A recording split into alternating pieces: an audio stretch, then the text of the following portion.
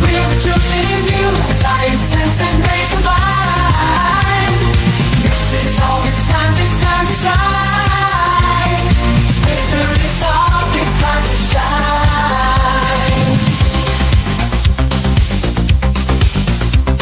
Squatch-D brings it live. Steve and Chris, they're gonna fly. No stone unturned, the facts alive.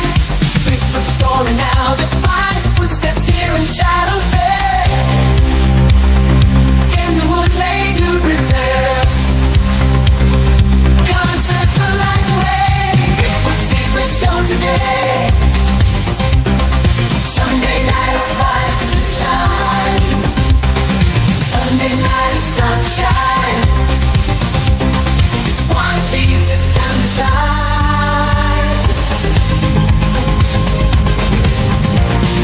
Sunday night of lights to shine. Sunday night of lights to shine.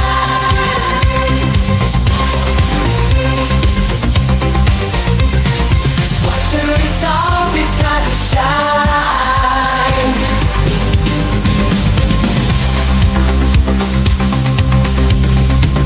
Squatcher is all, it's time to shine.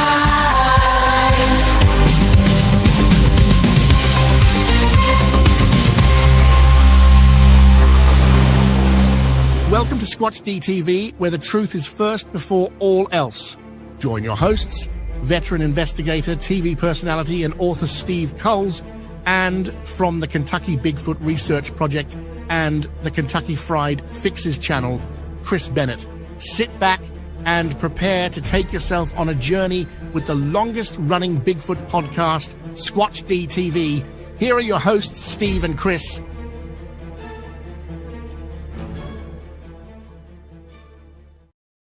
And good evening, cyberspace. Welcome to Squatch-D TV for today's date, October 27th, 2024. I'm your host, your guy, the Squatch Detective, Steve Kulls, along with my co-host right down there. Hello, Mr. Chris.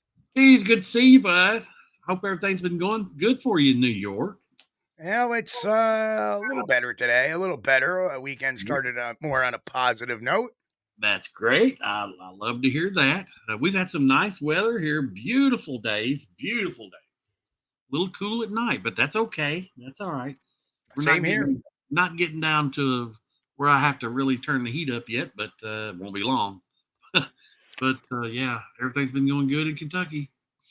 Yeah, the heat goes on in my house usually in the evening, late evening, like before bedtime, and that just keeps the house warmed overnight, and then it usually goes off in the morning. I don't mind that. If it kicks on a couple times at night, that's fine. But during the day, it's all off now, so that's great. Wonderful. No air conditioning required. No heating required. Nope. And still warm enough you can get outside and do stuff, and especially when it's beautiful weather like it's been. How great is that, Today was a little breezy, though, so there was a little bit of a chill in the air today. Kite flying weather.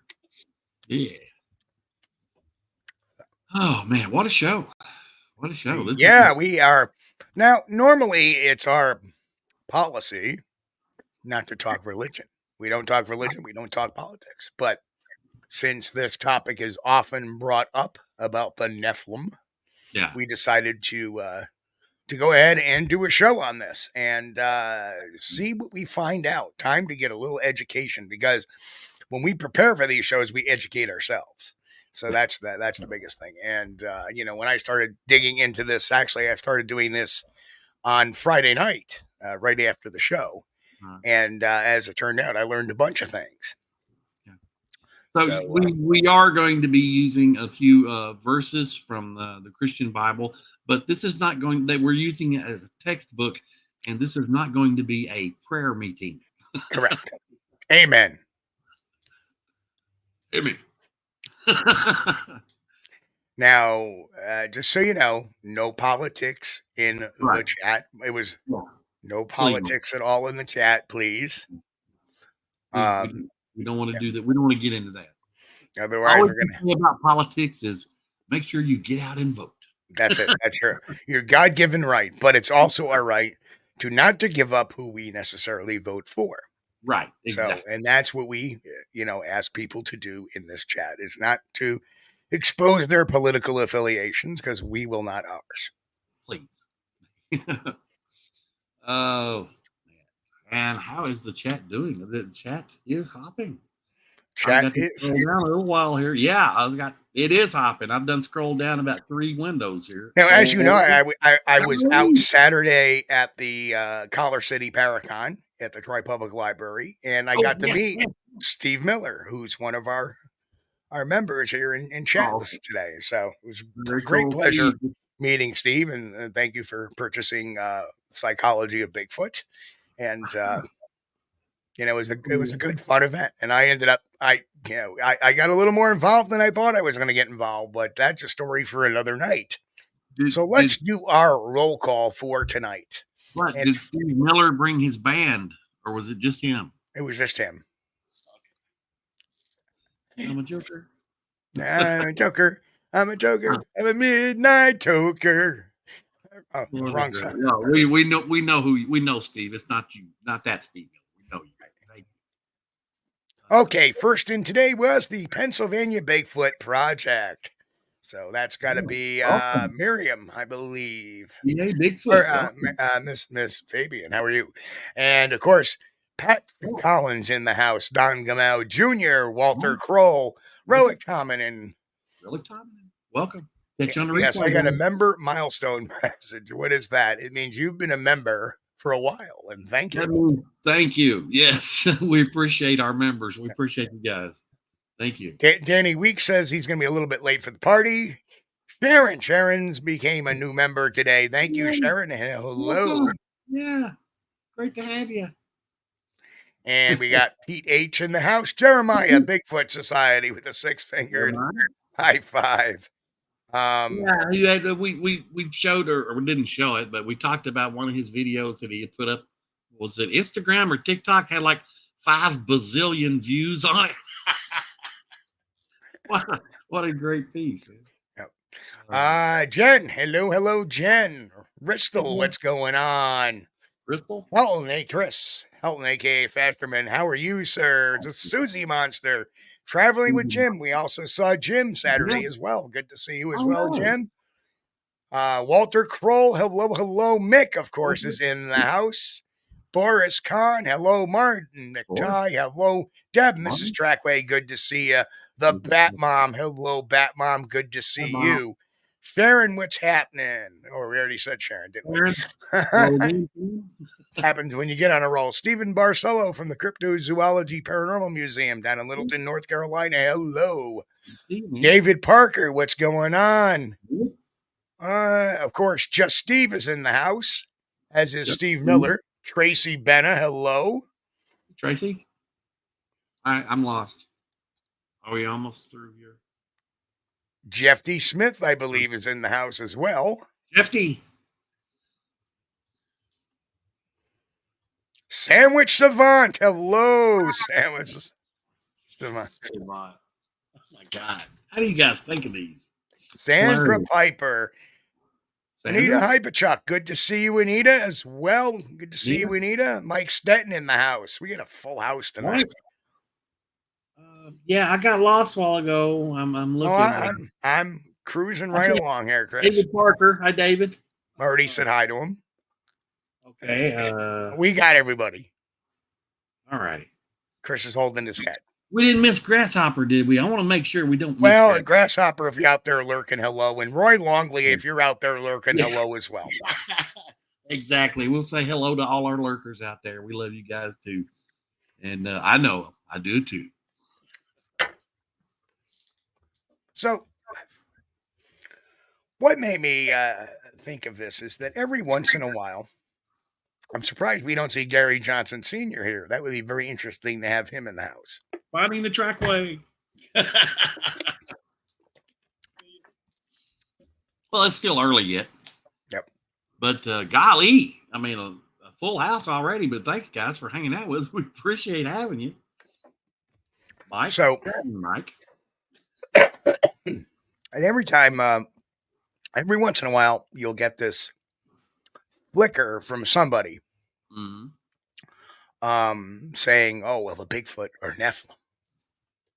and they talk about this and that and all this other stuff that I've never heard before. And I couldn't really explain it because I thought I knew my Bible fairly well. Not and, bragging, but yeah, I've read it. The grasshopper. Oh, Jay Fritz wandered into. Jay, there's Grasshopper. Hey, man, we was looking for you. Jay Fritz said, "Will the people in the front row please sit down? I can't see." Gary Johnson there is see that? Lori Gibbs, hello. Everybody's in the house now. All right. Including Grasshopper. Yeah, we already said hi to Grasshopper. Yeah, we were looking for you, man. We don't want to miss Grasshopper. All right. So every once in a while you get this Nephilim comment thrown at the Bigfoot the Bigfoot problem. And sometimes, how can you argue that other than saying something like, well, I don't feel that the Bible belongs in, the Bigfoot argument. But so I started digging into this because I really wanted to get myself educated to see if there was any legs to stand on either side of the argument. And I did kind of get some of the answers, but let's talk a little about what exactly are the Nephilim and Bigfoot. So the connection between the Nephilim and Bigfoot arises from a mix of myth, folklore, and modern interpretations that seek to explain mysterious or unexplained phenomena. Here are some reasons why some people draw parallels between the two and what might be misconstrued in this association. So, description of size and strength. Nephilim in the Book of Enoch and the Bible, the Nephilim are often described as giants or mighty beings with references to their extraordinary size and strength. They are seen as offsprings of sons of God, often interpreted as fallen angels and human women. Bigfoot. Excuse me. Reports of Bigfoot describe it as large, ape-like creature, often standing between 7 and 10 feet tall. The giant structure leads some to draw a parallel between Bigfoot and the Nephilim as both being physically imposing figures. So, legends and folklore. Cultural myths. Many cultures have legends of giants or giant beings, which often serve as cautionary tales or explain natural phenomena. The Nephilim fit into this broader category of giant myths, and Bigfoot can be seen as a contemporary manifestation of similar folklore. Ancestral roots. Some theories suggest that Bigfoot might represent a remnant of ancient human ancestors or creatures that once existed. This idea aligns with the Nephilim's portrayal as beings that exist outside of normal human boundaries.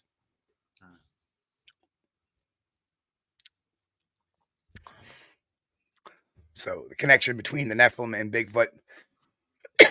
I'm sorry. Number 3 is mysteries and elusiveness. Elusive nature. Both the Nephilim and Bigfoot are shrouded in mystery. The Nephilim origins and fate are unclear. Actually, they're not. While Bigfoot remains a cryptid that may claim to have been seen, but has never been definitively proven to exist. This lack of evidence leads to speculation and imaginative connections. Conspiracy theories. I'm sorry. Oh, get you a drink there, bud. Clear that throat out a little bit. I have been. It's not that. It's the bronchioles. Okay. Well, the conspiracy theories surrounding both the Nephilim and the Bigfoot often incorporate elements of conspiracy, suggesting that information about them is hidden or suppressed. This tendency to link the two can draw attention and create narratives that are compelling to believers. So, a lot of conspiracy theories, yes. It's interesting. Mhm. And there are people that place, they think, well, Bigfoot is mentioned in the Bible. Now, Well, they infer this because some of the people that were born in the Bible were born hairy. And I know it's Esau is one of them. I had to go back and look and double check. Right. I know Esau is listed as being born hairy. And I think it listed its color as like reddish brown. Okay. And Well, let me just make a quick comment. Let's not get into any theological debates in yes, chat, please. This discussion is purely textbook for only. educational purposes. Yeah, right, I don't care if you believe in God or not. right. Please do not offend others by saying you either do or do not believe in God. Yeah, yeah. And start chat. This is please Your keep your if you want to keep the chat, let's keep it focused on what is being said on the show. Remember, we're not here to make anybody mad. Nobody. So we don't want to make each other mad. And we don't want to turn this into any kind of religious debate. This is not about religion tonight. We're just using this as a textbook to try to explain or try to figure out where some of these theories come from. Right. Okay, here we are. Next slide. So, where is the Nephilim found in the Bible? Believe it or not, it's only found in Genesis 6 and Numbers 13. Killing me, Mick. So in Genesis 6, 1 through 4, the Nephilim are introduced just before the story of Noah's flood. This passage describes the sons of God, often interpreted as angels or divine beings, who took human women as wives, resulting in children who were mighty men or heroes of old. The Nephilim are described as being on the earth during this time, though their exact nature is left somewhat mysterious. And let me just say this for 1 second. And if you look at Genesis 6, line 4, it says the Nephilim were on earth in those days, and also afterward. When the sons of God went to the daughters of humans, the Nephilim were on the earth in those days, and also afterward, when the sons of God went to the daughters of humans and had children by them. They were the heroes of old men of renown. Well, as I was explaining to Chris, why do we call God Father? Weren't men children of God? Weren't we all the sons of God? Yes. In some way? Mm-hmm. And if you look at Genesis, the beginning, Adam was made by God, called him Father, and Eve was created from Adam's rib. Right. So it made a lot of sense to me when it says the sons of God went to the daughters of humans. You know, the first human female being from Eve. So hard to say exactly what. And thank you, Roy Longley, for becoming a new YouTube member. We appreciate it. Welcome to the club, Roy. Thanks, man.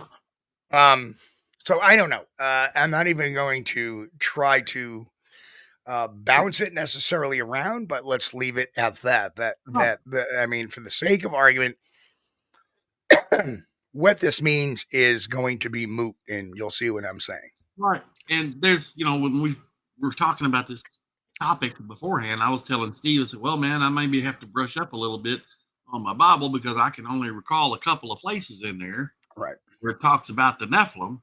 And here in Genesis 6, we learn that they are supposedly the sons of God, went to the daughters of humans.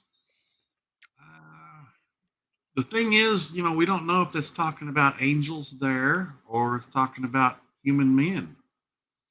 I don't know, though, if it's talking about human men as sons of God. The Old Testament read really difficult. Yeah, that's the Niv, yeah.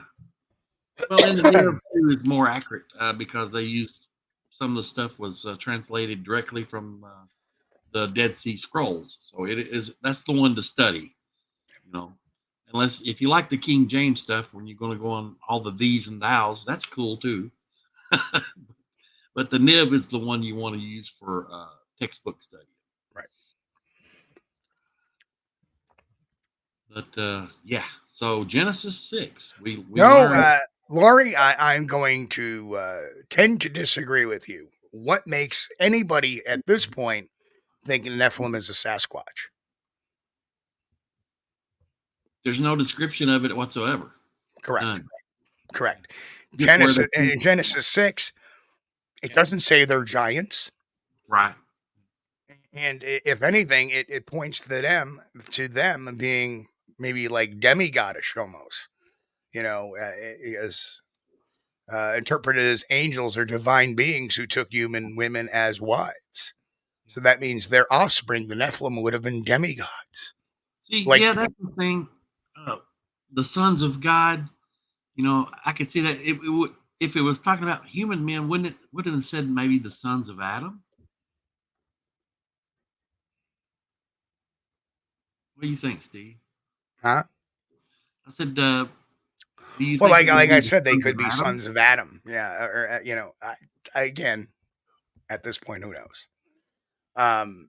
But let's continue on, and so there's no describing them. I mean, there's really no describing them, at least in Genesis 6, of them being giants. But we get more of a description in Numbers 13, which says that. Numbers 13. When Moses sends spies to explore the land of Canaan, they report seeing a people of great size. People of great size. We saw the Nephilim there. We seem like grasshoppers in our own eyes, and we looked the same to them. This suggests the Nephilim, or descendants of similar beings, were associated with giant stature and strength. Again, Goliath was of giant stature and strength. Right? So the issue is here. I mean, you look, they talk about that, and they said, we saw the Nephilim there, the descendants of Anak from the valley, come from the Nephilim. We seem like grasshoppers, we seem like grasshoppers in our own eyes, and we look the same to them, meaning they looked small in stature. Right? It says nothing about being hair covered, nothing about any of that.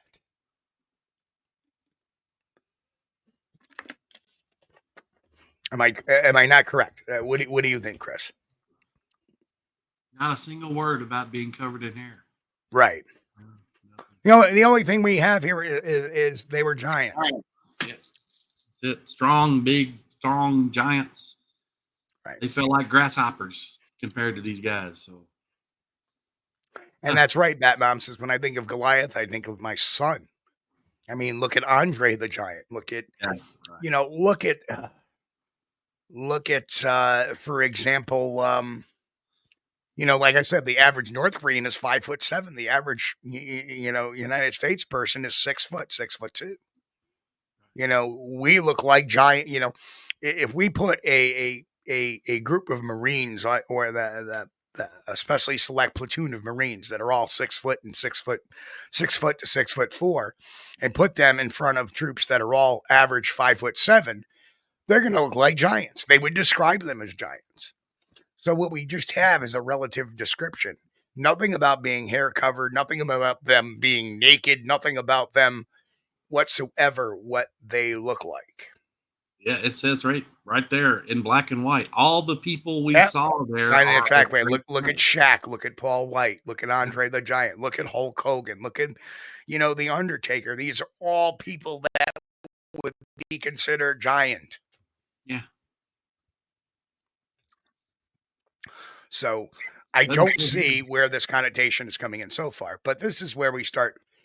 Now let's look at this. The phrase, we seem like grasshoppers in our eyes and we look the same to them, from Numbers 13, conveys a powerful image of insecurity and fear. Here's a breakdown of its meaning. Self-perception. The spies felt insignificant compared to the giants they encountered in the land of Canaan. And let me make another point too. They said the cities are fortified. So whoever these giants were building cities and fortifying them. We don't see a Sasquatch building cities and fortifying those, do we? No. Perceived perspective. The phrase also suggests these giants, the Nephilim and descendants of Anak, viewed the Israelite spies similarly, as if they were not a threat. The spies believed that the inhabitants of Canaan saw them as weak and insignificant, reinforcing their. So the term giant may have been not necessarily a physical description. That it's entirely like he was a giant among men, right? Mm-hmm. Right. And they say that about great leaders. He was a giant among men. Lincoln was a giant. He was 6'5" at the time, or 6'8". But funny thing is George Washington was too.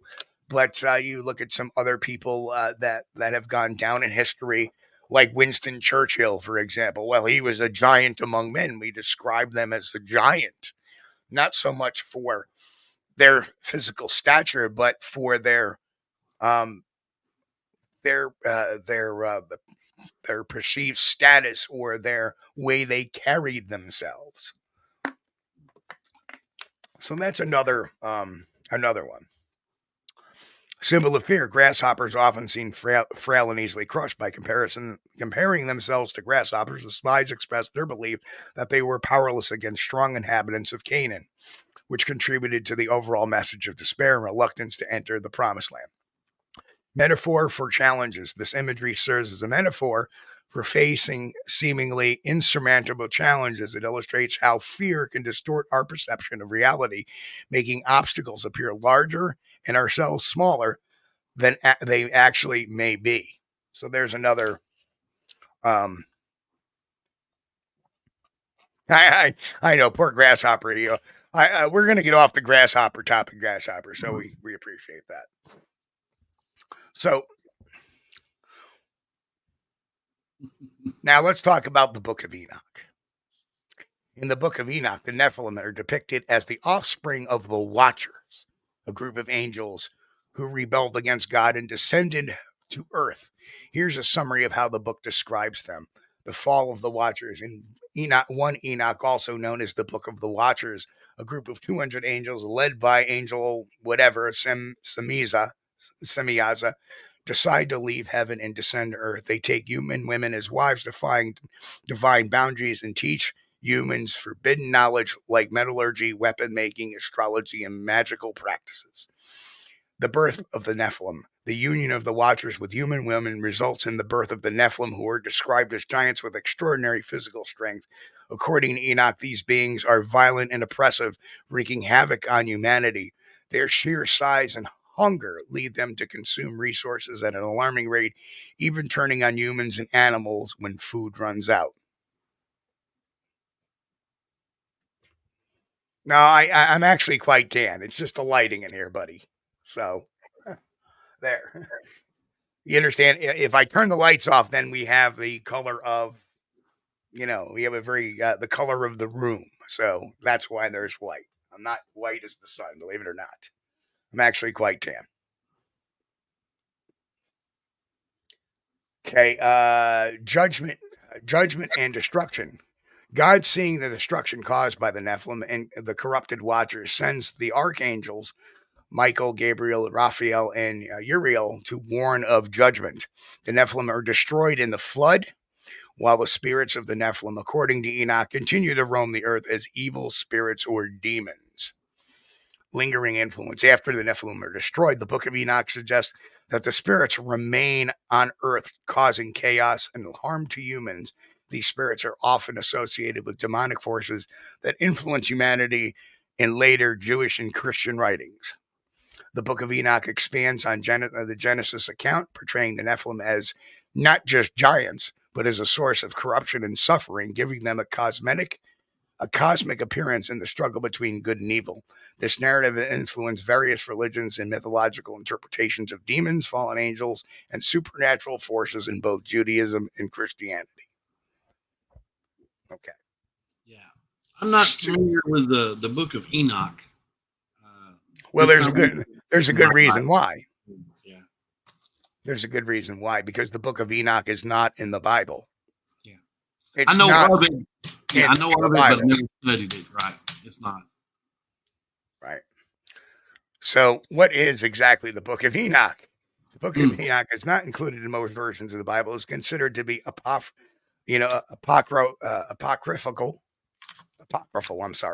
or non-canonical. What a word. Apocryphal, right?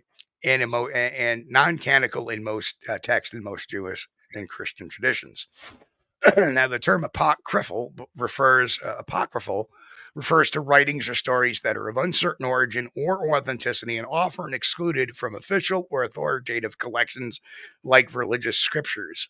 These texts are often ancient and may offer teachings or stories associated with biblical figures, but were ultimately not recognized as divinely inspired or authoritative.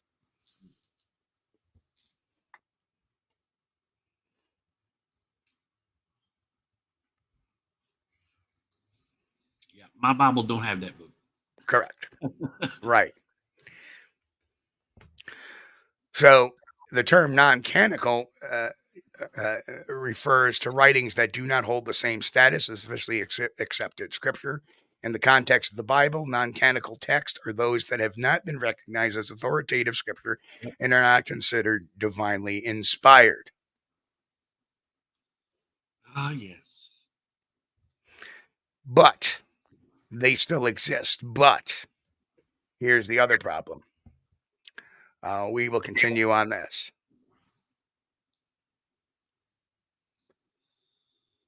In the book of here are the rejections. Okay, the book of Enoch was excluded from the Hebrew Bible during the formation of the Jewish canon. Rabbinic Judaism generally regards it as non-canonical work and non-authoritative, viewing its teachings as inconsistent with the core Jewish beliefs. Protestantism, most Protestant denominations consider the book of Enoch heretical or apocryphal. So in many of the Protestant religions, it's heresy. Okay. Roman Catholicism, again, same. It's non-canonical. Eastern Orthodoxy, they do not consider it canonical. Evangelicals are even stronger about that, reject the body of Enoch as heretical, focusing solely on the accepted Bible text, and often regarded the book as a source of false teachings. Right. So you may want to know, but it's heresy. And to me, and it's non-authoritative. And it's a story that somebody made up about Genesis. It wasn't divinely inspired, right? The Bible is supposed to have been divinely inspired. So if people that are evangelicals are preaching that the Nephilim are Sasquatch because of the book of Enoch, that technically is heresy. Right. While the book of Enoch has gained interest for its historical and theological insights, it's generally viewed with skepticism or outright rejection by mainstream Judaism and most Christian denominations. The book's teachings and narrative, which expand on biblical stories and introduce concepts like the Watchers and Nephilim, are often seen as divergent from accepted theological positions.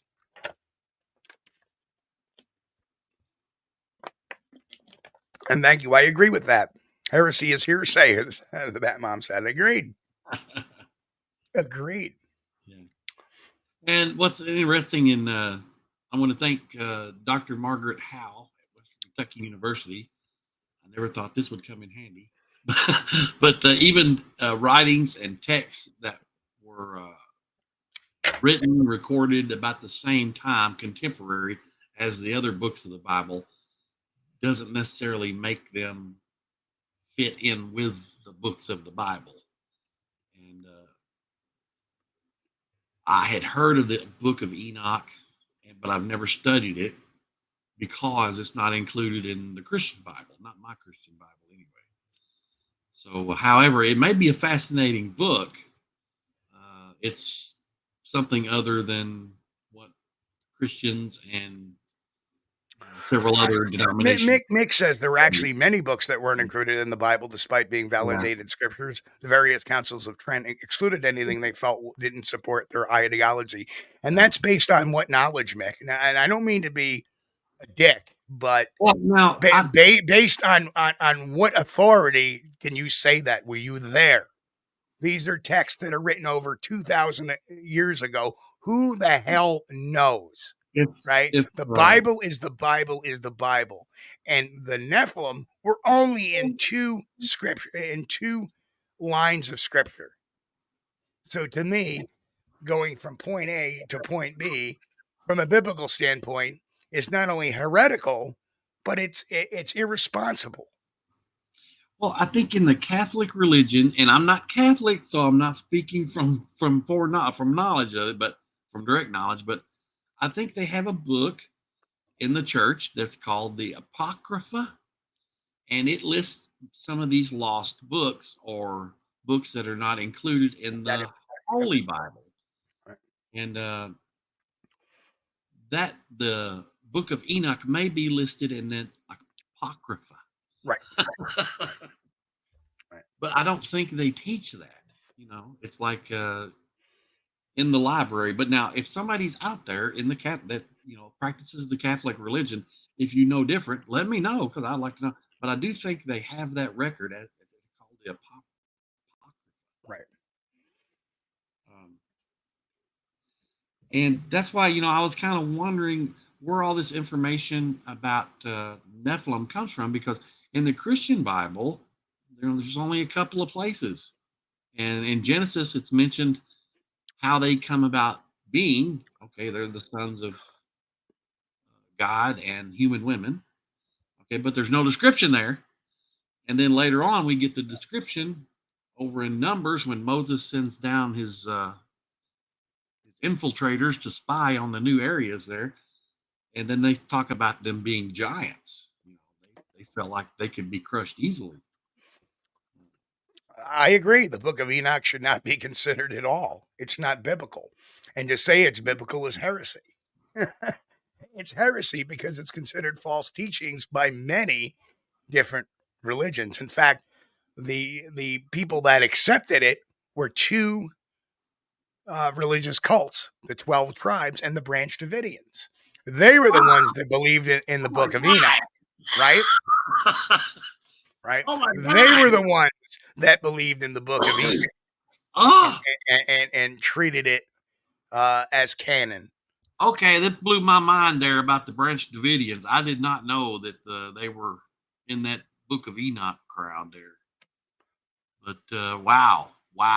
Okay, does that tell you anything? That tells me a lot right there. Wow. What is a book, Tracy, in the Catholic Bible? Not the Book of Enoch. No. Well, I don't know, Gary. That is something. It has nothing to do with Sasquatch, that's for sure. But nobody describes the Nephilim as being hairy. We know they're large, and they're sons of God and women, but no hair. And we're talking about they created cities. They had big cities. So, well, wait a minute. That's not big. That's not talking about Bigfoot. Bigfoot City. I haven't seen one yet. I'd like to see one. It'd be cool. So, it's firm belief that the notion of Nephilim and Bigfoot are related is largely speculative and often emerges from a combination of myth, folklore, and a search for explanations of the unknown. That's people saying, well, it's the Nephilim. Well, what makes you think, well, there were watchers and they were fallen angels? No, they weren't. According to the Bible itself, it did not even. Genesis, what was it? Genesis 6, is it? Right? Genesis 6 says nothing about them coming from fallen angels. Nothing. Right? And see, yeah, that's a tricky line there, because it says sons of God.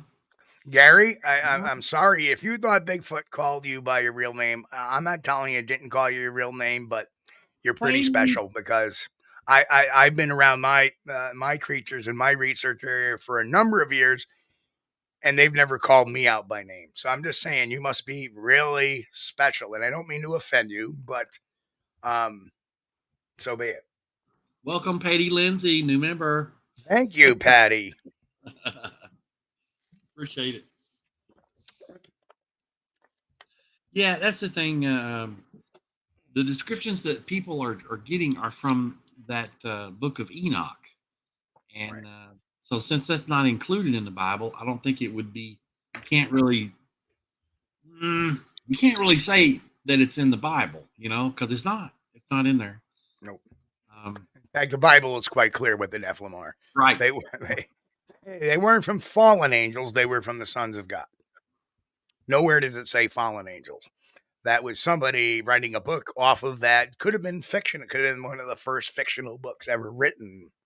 Because what better? I mean, that would be like saying Dan Brown's The Angels and Demons or the Da Vinci Code was, if that was wrapped in paper and covers torn up, and say somebody wrote Dan Brown's Angels and Demons in Aramaic and then stashed it, and 1,000 years from now, somebody will say, "Oh, we found this new book. It's called the Book of Dan Brown."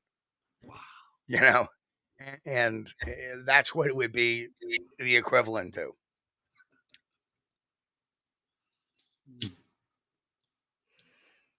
And it's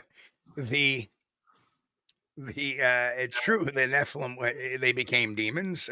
Why? So it's a cool story, I mean, you got to give it that. It's a cool story. Right. But if we're going by actually biblical text, what the Bible says as a textbook, it doesn't say any of that. Right.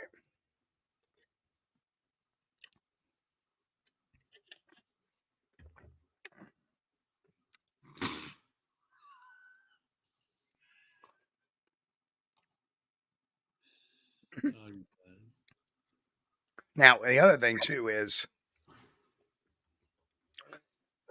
if this is true, then why are there so many cultures without the Nephilim concept?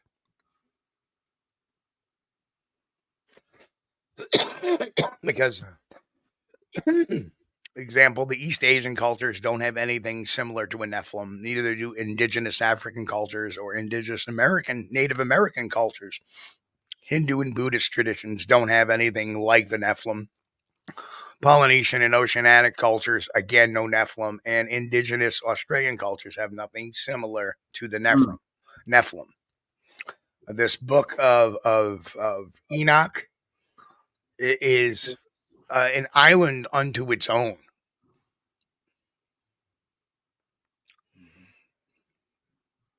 Oh, grasshopper. I've studied this all my life without bias. I have full collections of ancient texts. I'll just listen now. Grasshopper, come on the show, man. Talk about this stuff if you want to. That would be so cool. Again, I don't want this to get into be a flippant theological discussion. The point being is that Bigfoot is no more a Nephilim than it is a platypus. Well, according to the text of the Bible, we can say that the Nephilim were giants, and they were from the sons of God and women, human women, and that's it. No other descriptions other than they had big cities. Big cities. Right. That doesn't sound like Bigfoot. Nope. Nowhere does it say they were covered in hair. No. In fact, if they're demons, if Bigfoot are demons, they look kind of weak, don't they, for a demon? Right. And what's with that smell? Yeah. Yes, we do have, Esau, hairy person in the Bible.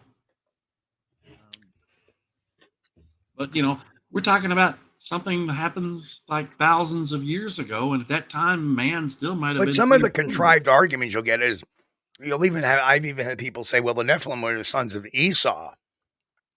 And that they were, it's just, it gets all fouled up. Yeah, but the thing about Esau, though, he wasn't a giant. Esau was just the hairy one. Twins? Oh, wait a minute. Twin brother.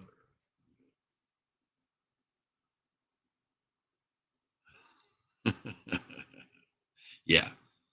When her time to give birth came, sure enough, there were twins in her womb. The first came out reddish, as if snugly wrapped in a hairy blanket. They named him Esau, which means hairy. His brother followed, his fist clutched tight to Esau's heel. They named him Jacob, which means heel. Pretty cool. And I agree, Read it. Grasshopper. Is that I was just telling, I don't want to get into a huge theological discussion, but you're right that Bigfoot is a singular primate, and Nephilim is something completely different. It's debatable if it even exists today, because nowhere in the Bible does it call them demonic. Nowhere in the Bible does it say they came back as demons. Just that they were wiped out during the flood. That's it. Yeah. That was one of the reasons for the great flood, according to the text of the Bible, was to wipe out those guys.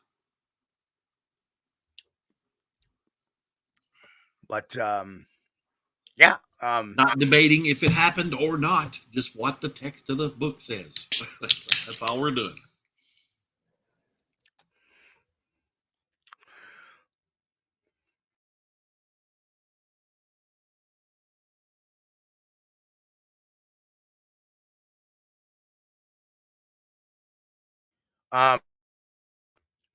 Well, Oh no. you know what I'm thinking? I looked over in the chat like, oh no. You know what I'm thinking?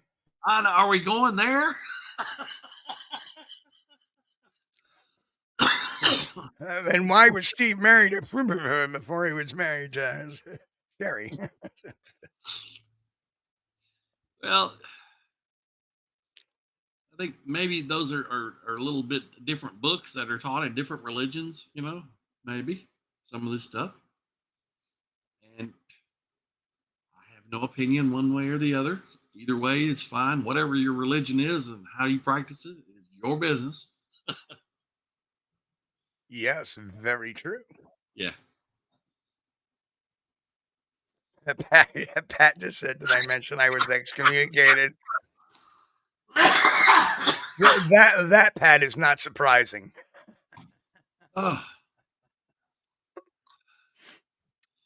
Finding the Trackway says Bigfoot is a direct descendant of a man named Fred, poor mountaineer, barely kept His family fed. I thought it was Jed. Oh, I'm sorry. Let me quit cackling here, man. That's good. Just needed a little banjo music to go with that. But yeah, the chat is really hopping now, and wow. And Grasshopper is a freaking scholar over here. Okay, he's good. He knows his stuff, and he's really studied on this stuff. Yeah, That's great. It's not just from a I'm religious. just a parking lot scholar. Yeah, just from a religious, aspect, I would say Grasshopper would redeem as an academic. Very cool. Right. And I wish we could get Grasshopper on and talk about some stuff. That's cool. Yeah.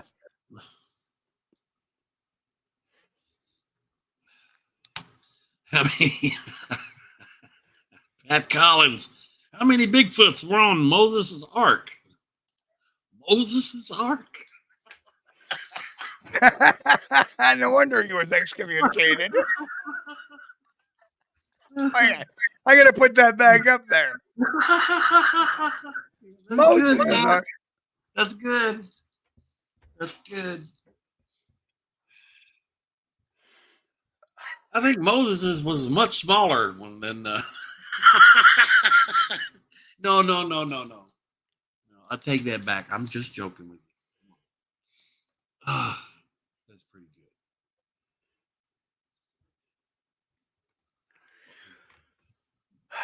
good. Moses' Ark.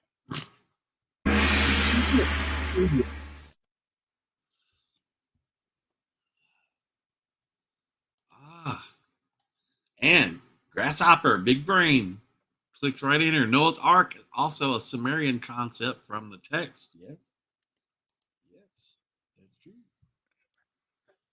Wait. Goes- No, Noah's goes Ark back was to a the- was a Sumerian concept. I thought it was a Noah concept. He made the ark. the tales of Gilgamesh. The tale of Gilgamesh too. Yeah. Good stuff. But, I'm still going to go back and read Rumple Foreskin. if Dr. Howe is still with us, I'm sure she would be enjoying this. And I would love to have her on talking about this because that woman, she's forgotten more than I'll ever learn about the Old Testament. And how? She was, is, will be a genius. She is a genius. I'm still shaking my head over the Moses. That was good. That was good. So, Yes.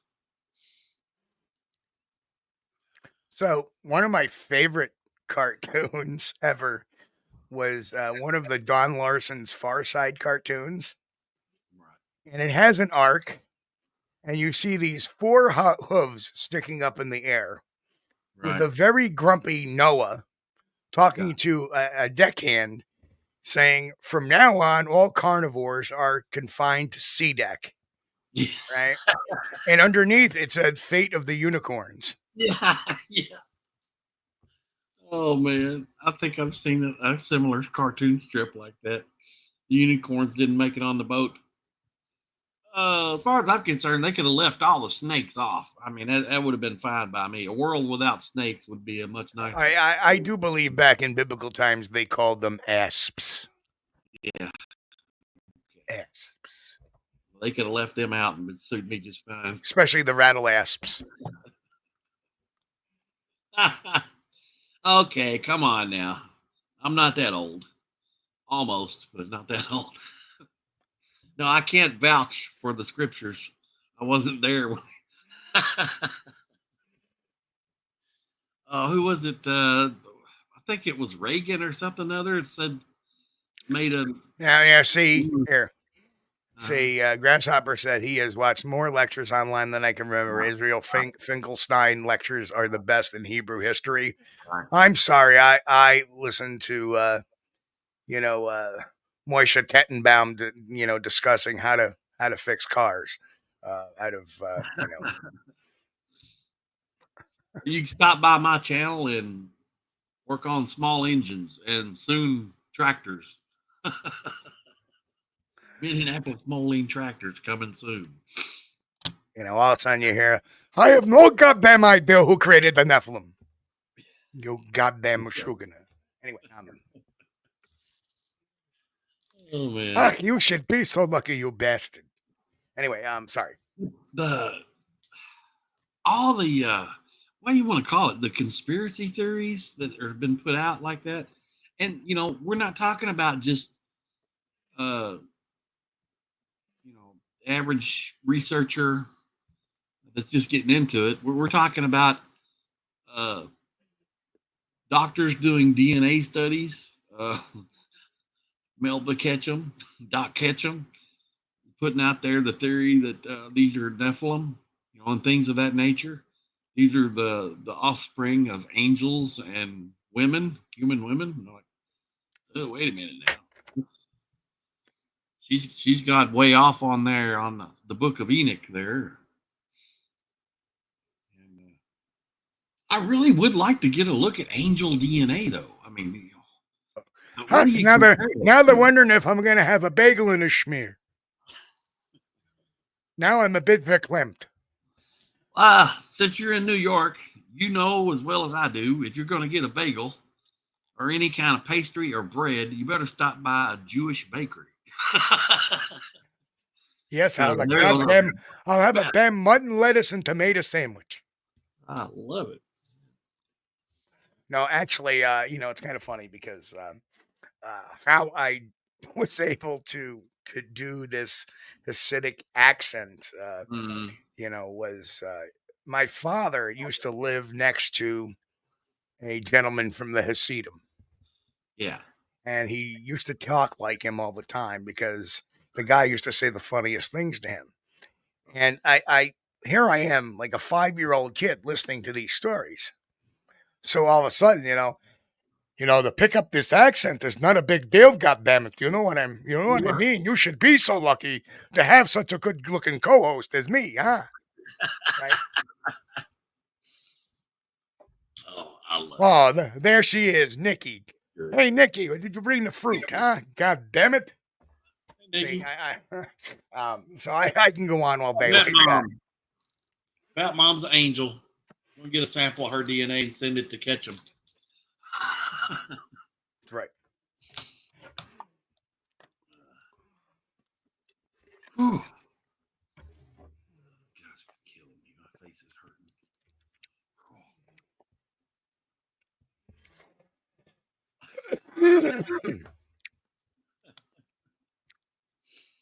All right. Lori Gibbs. Just a throw. Is someone empath or psychic here? Psychotic? No, psychic. Yeah, there's a few psychos here. I know that.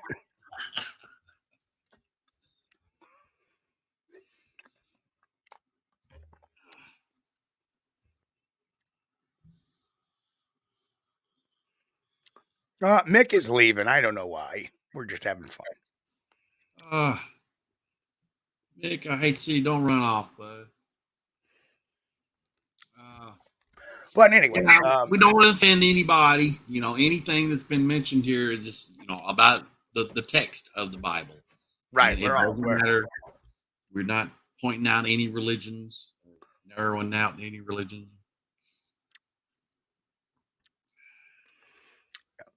And So, see, that's the thing. When you talk about biblical text, it could be offensive to some people, regardless. Even if you're leaving religion out of it, just using the Bible as a textbook, it can be offensive to some people. Even though we're moving on to another topic. Yeah, absolutely don't want to offend nobody. But I think we covered that up pretty good. I mean, I covered it pretty good, though, Steve. It's not a very long topic to talk about it's not. because There's only a couple of places, and we covered them.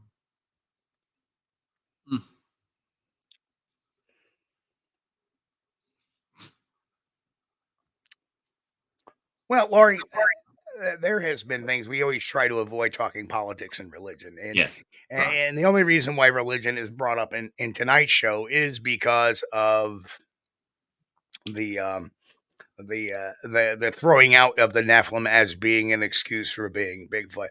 And the people that tend to do that tend to be very obnoxious and self-righteous most of the time. And I don't mean to offend anybody, but they come off as being very strong and headstrong, I should say. But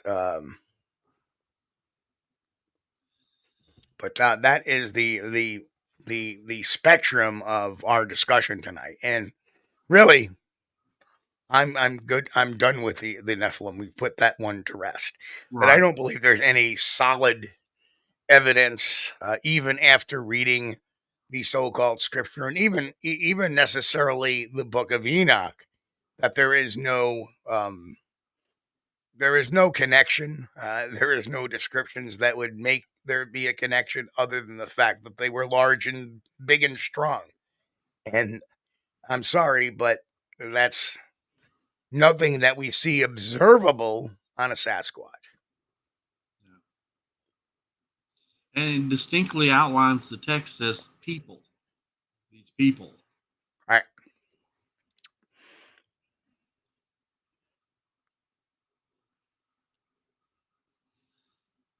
Wow. But anywho,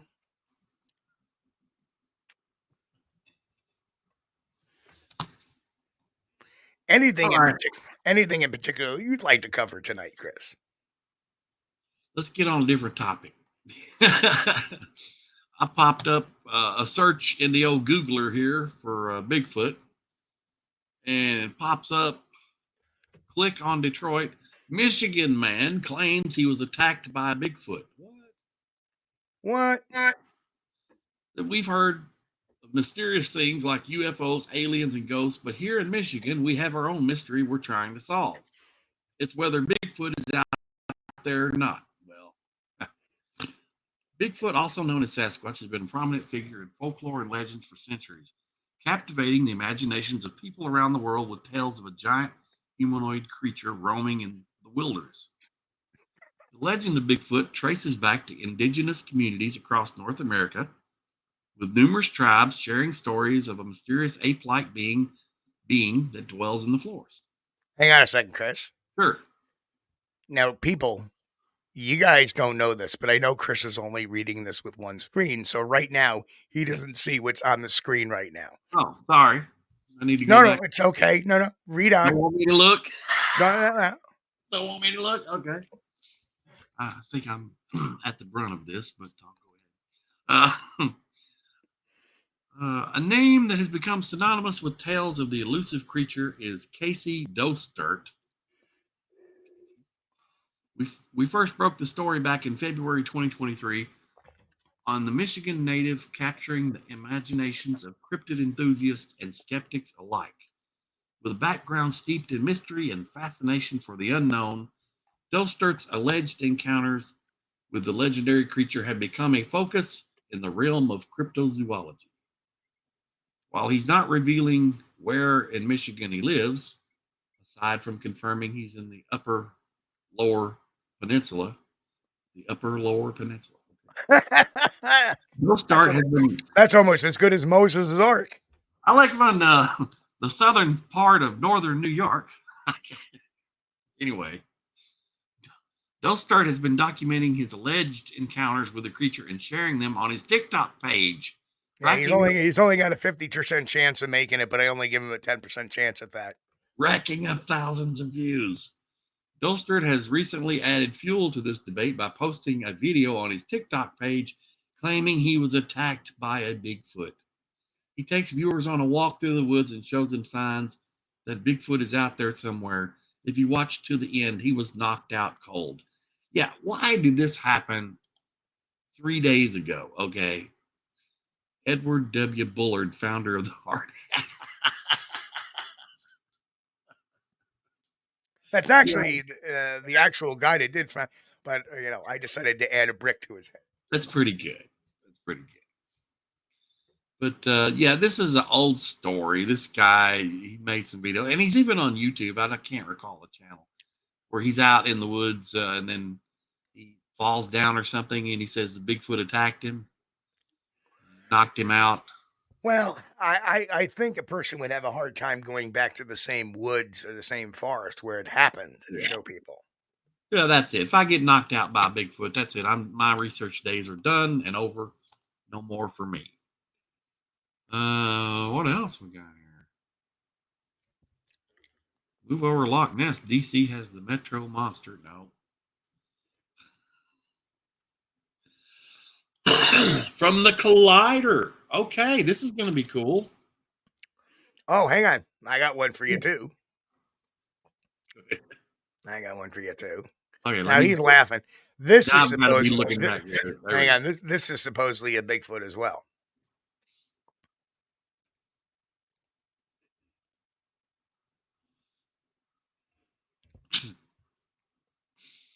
Oh. And again, it's another picture of a bear. What's he getting into there? Is that a feeding trough? It sure does look that way. I think so. Yeah. Right. So somebody was trying to claim this was a Bigfoot online. Oh, yeah. That's pretty good. But I saw that video, and I know it's on YouTube somewhere. Maybe somebody posted the TikTok video on YouTube, and the guy's just out walking in the woods, and he starts rolling around, gets beat up. I don't know. Next thing it shows him in the hospital bed, I think, and he's got his eyes all swole up. He got beat up. Don't pick a fight with a Bigfoot. But anyway, this one is from Collider, and it says the director of the Blair Witch Project also made this daring found footage Bigfoot film.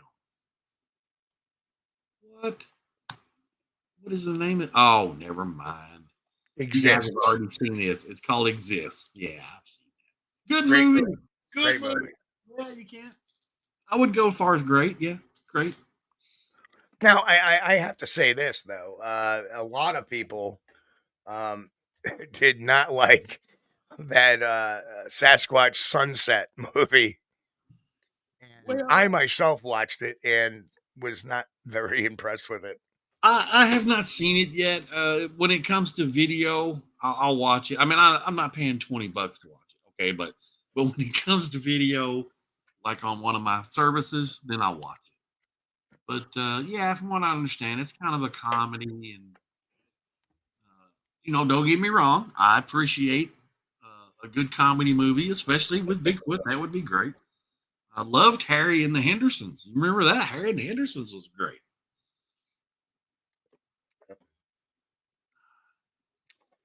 But I'm not dropping $20-$30 to watch it. Of course, Eduardo Sanchez is the guy that Exist was a great film, but he was truly the man who created the found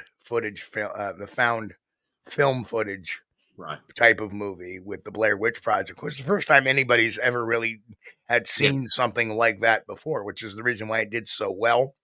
Yeah. He did have a campaign on the web at the time, creating this kind of foul Blair Witch website and talking about the missing people, and it started building a buzz about it. Strangely, a few years after that happened, a person by the name of Todd Standing started doing the same type of thing. Yeah.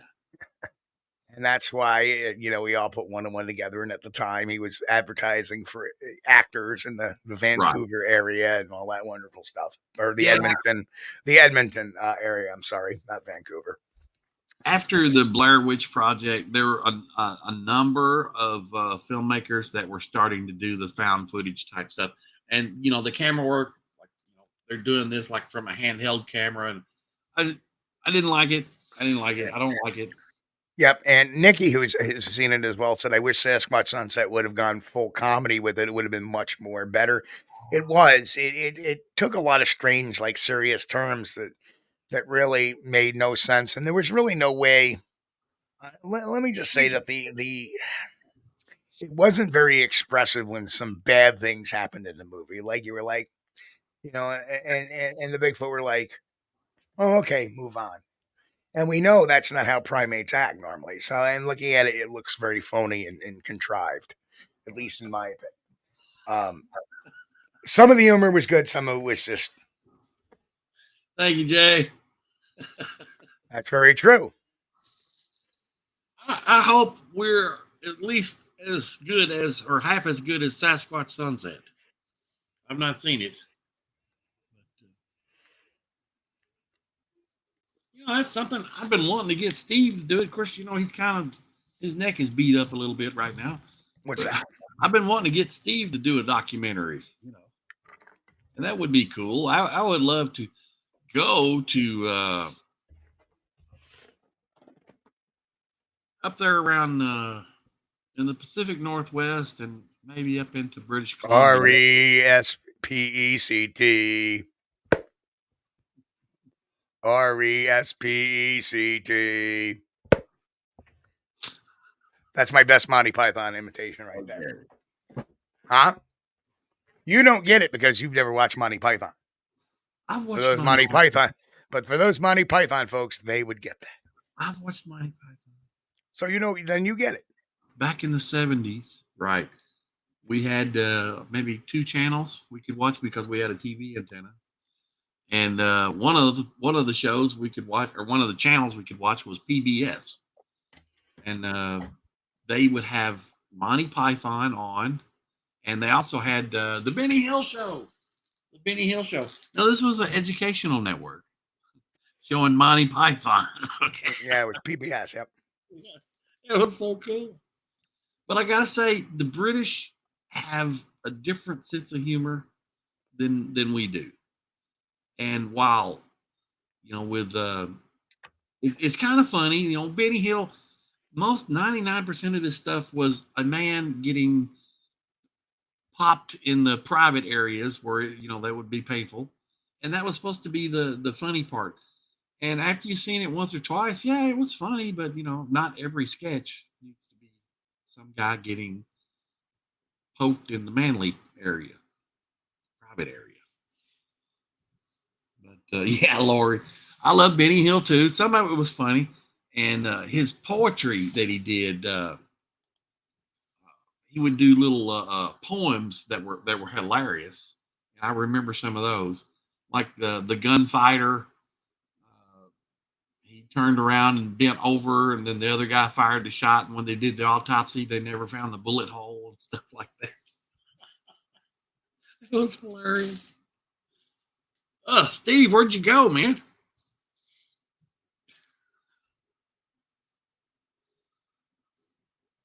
We lost Steve.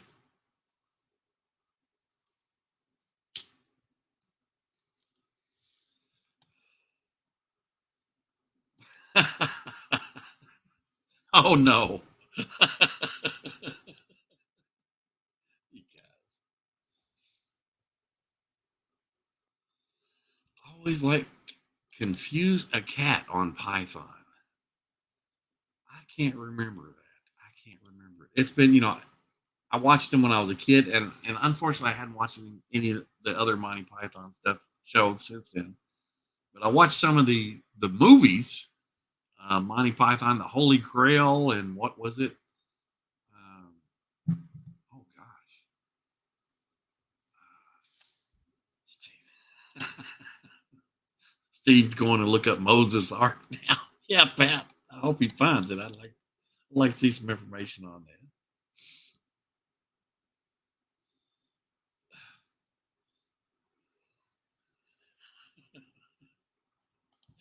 Steve's Curious Cryptid says, well, the British had the good sense to kick out the Puritans, who we got. Wouldn't it be interesting if we got the criminals and the Puritans were sent down under? That would be cool. Jay says, Bigfoot got Steve. He may have. No, he's probably giving the office assistant a little treat. Oh, yes. Bristol, The Life of Brian. That was a good one. Yes. I love that. I love that movie.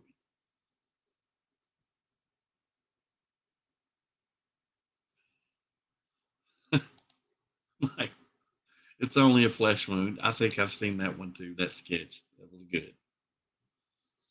And there used to be on, of course, as a kid that grew up watching TV through an antenna, which we had, 2, maybe 3 channels.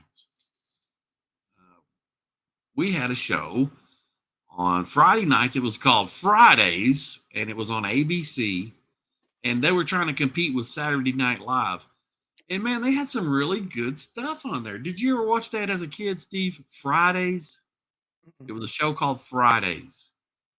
And Negative. They had it on ABC. Had who was it? Michael Richards. I think that's where he got his start. He was really young there. A few others I can't name off the top of my head. Melanie Chartoff, I think she got her start there.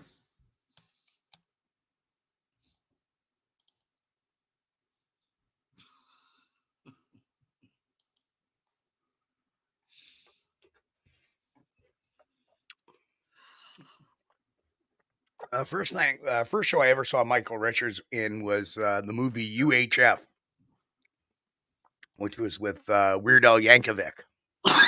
Yes. And he was the janitor in the station that got his own TV show, children's TV show. Yeah. That was hilarious. Yes, he used the little toy dinosaurs and play acted with them. He did about the same thing on Fridays with Army Men, little green Army Men. He would play act like he was a little kid, and he would play act with Army Men, and it was hilarious. And unfortunately, I think the only thing they've released to video is the best of Fridays, and it's on one of the streaming services. I can't remember, but they don't show all the episodes. They only show like episodes 3, 5, and 7 and stuff like that. Well,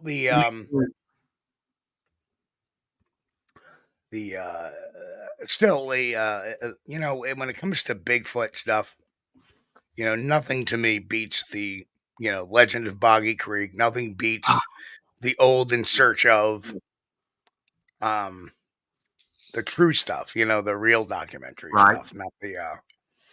Well, the Legend of Boggy Creek, I actually didn't see that until much later, years and years later. The first one that I saw at the theater was the Sasquatch, the Legend of Bigfoot. And, Shit, I didn't care for that. Yeah. I never did care for it because it wasn't real. Yeah, mockumentary, basically. Yeah. But you know, afterwards, you know, years later, I learned that that was basically Roger Patterson's story, Idea. right? To do it that way, complete with the Indian, the guy playing the Indian, Native. I should say Native American. Don't want to offend anybody, but let's see. The whole team was going to go out and capture a Sasquatch, a live Sasquatch. Steve Chris Crichton said, "Boggy Creek really broke me for darkened windows." Yeah, Yeah. I never have liked sleeping next to a window. Never. Yeah, that whole scary thing of it reaching in the window. Yeah. That's kind of creepy. And you know, even in the living room, you know, you don't want to have your couch back next to the window. Yeah.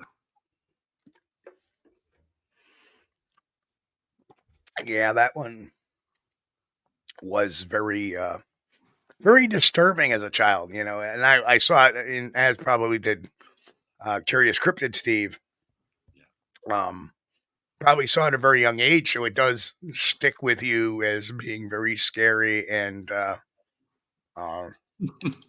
yeah. Very true. Yep, or open windows. Well, you know, that was the thing, right. Nice. At the old house, at the home place, after I had some activity, I mean, 300 feet behind my house, we had activity there. And that was the one where I had seen fresh tracks in the snow go into the cedar thicket behind that house. And, you know, I was like, well, this is kind of creepy. I was excited, but then again, kind of weirded out at the same time. And so what I did, I set up lights behind the house. And, you know, you could have played a nighttime ball game around back. It was very, very well lit. But still over in the cedar thicket, about, you know, 300 feet back, it was still dark over there. And that's where I had the camera set up. But yeah, it's kind of creepy, you know, if you live in an area where these creatures are. You get to thinking about that stuff at nighttime when there's a window right next to you. And I know it's like, you know, your mind's playing, you know, giving you the what if. Well, what if this could happen, you know, and 99% it's not going to happen. Yep. You always got that what if. So, guess what I'm doing tomorrow? I have no idea. I'll be out in the field filming. Oh, is this going to be historical, or is this going to be Sasquatch Bigfoot related? Oh, actually, it's I'm being interviewed. Okay. So I'm going to be on one of Alex Petikoff's Beyond the Trail episodes coming up. Alex does good stuff. Yep. He's going to be covering New York again. And that's right, Pat. I don't get scared when 1,400-pound wood ape throws rocks at him.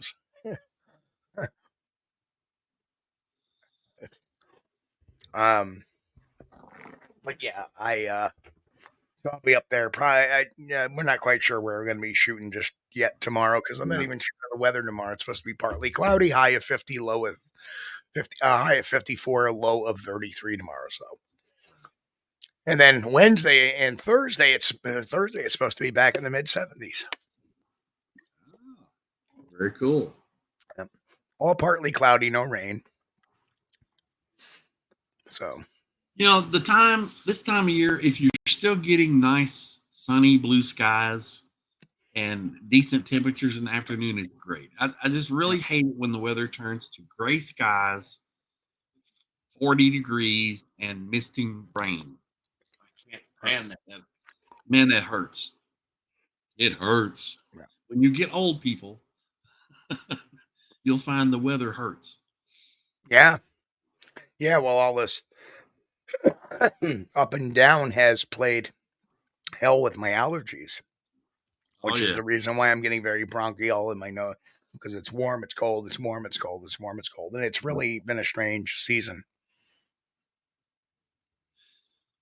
They're killing me to death.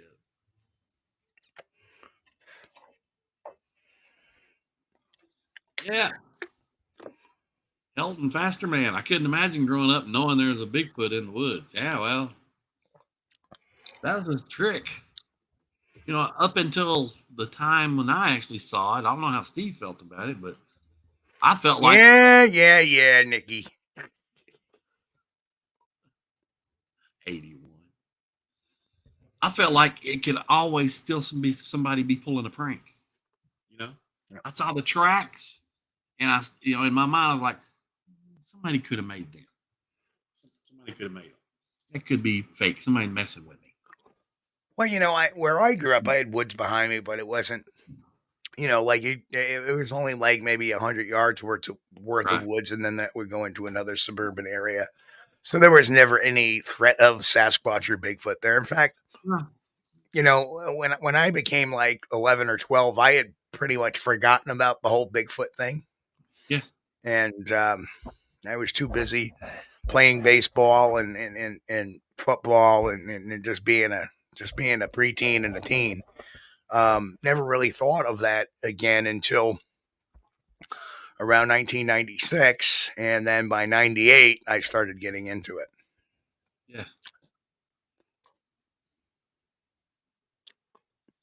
And I never seen anything out of the ordinary. I used to spend a lot of time in the woods when I was a kid. A lot. Right. I had a 22 rifle. I would take a box of shells. I usually come in a little 50 round box, and I would take those out, and every day. Wouldn't come home until those were gone. And I never saw anything out of the ordinary. Never. Yeah. Now, I know a lot of the folks in the chat are Gen Xers, a lot, by statistics. Some maybe even baby boomers, and maybe a few Gen Ys. But we were the last generation to be out and about quite often. Yep. Video games were relegated to Pong, boop, boop, and some of those. And in the very early day, maybe the very early days of Atari, like Pitfall. Yeah. Pitfall was huge. And that wasn't even a game made by Atari. It was one of the biggest Atari games. It was actually made by a company called Activision. Yeah. But my days were not spent in front of a video game. Right. Not until many years later, where I actually enjoyed, playing. I do enjoy playing a good video game now and again. Yeah. But my days were, surrounded by, playing ball, working. Right. Because even at 13, 14, 15, I was working. I was doing yard work. I was, when I was 12 years old, I would take a shovel and go door to door knocking. You want your sidewalk done? You want your sidewalk done? Right. And I would come home with, $70 in my pocket. Yeah. For the day. Back then, that was pretty good money, for the time. And I used to make a couple of $1,000 during summer vacation, clearing lots. Those are the days where, I could get away with using a chainsaw, even as a 16-year-old, digging up shrubs, pulling out shrubs, at that time, grading lawns, mowing lawns, planting lawns. Yeah. What I did as a teen. video games were a thing at that time, but normally it was you would take a pocket full of quarters and go to your local arcade or the local Right. quick stop where they had a machine. Right. That was it. The home gaming was just kind of, I don't want to say a joke, but compared to what you can do now on a home video game, it was just ridiculous. Well, the other thing is that nobody in my sphere of influence even mentioned the word Bigfoot or UFO or anything strange like that, for that matter. So my curiosity while I was in elementary school, by the time I had hit middle school, had faded from me. And, that's what my life revolved around. It was just, making some money and enjoy spending my money with friends. And, That's right, Steve. Tank Battle, Asteroid, Space Invaders. Yeah. Those are the great ones. Galaxy. What was that little game? Star Castle. I don't even remember Star Castle. But Donkey Kong, Pac-Man. Pac-Man. Cool games. Yep. But you had to be good or your quarter didn't last. But I had a video game in the mid 70s, and it was in television, I think it was. But it was just kind of really rinky dink, by today's standards. Not good. And they had similar things like Space Invaders, but it was called something, something else. They just changed the name of it. Same design, same game as Space Invaders, but like Spaced Invader or something like that. Yeah. I can't remember. Yeah, they should have charged you 15 cents for that game instead of 25 because it was a ripoff. Yeah. Oh man. And the days of arcades are pretty much done. Although there's still some arcades out there, and there's nobody ever in them. Yeah. Bristol popped up here, Steve. I'll put this up. So, any thoughts on the areas of North Carolina, South Carolina, and Georgia that were devastated by the storm regarding Bigfoot? Some very active areas were affected. Well, I firmly believe that Bigfoot when they sense stuff like that going on. It's not like they. And my guess is they all headed for the high ground. Yeah. And I do believe that Bigfoot during the day, portions of the day, reside in the high grounds, where people don't go. The very high mountainous areas and stuff like that. And then as the darkness falls, they come down from those high grounds to drink, eat, forage, et cetera, et cetera. That's my working theory on that. But that's like their first rodeo. They know what to do. Yeah. Tracy pops up. Remember the ABC after school specials? Yes. I couldn't tell you the name of one of them, but I probably watched them all. And I couldn't tell you the name of one of them. I don't know. I remember them. I don't remember watching them. Can't remember a title to either one of them. I don't remember watching them. Yeah. ABC after school special. They played them in the afternoon. Right. That's exactly right. Can't remember a title of a single one. But, we had one station out of Louisville, and I think it was WDRB 41, which was UHF. And I watched that one quite a bit. And they had stuff on there like Presto the Magic Clown. They had cartoons after school. They had cartoons before school. And on Friday nights, they would have the creature feature.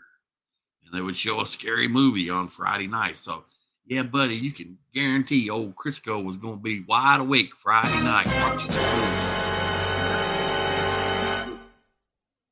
Yeah, going to watch. And it was some kind of old black and white movie. Usually it's like The Invisible Man, the black and white version, or Creature from the Black Lagoon. They had a bunch of them.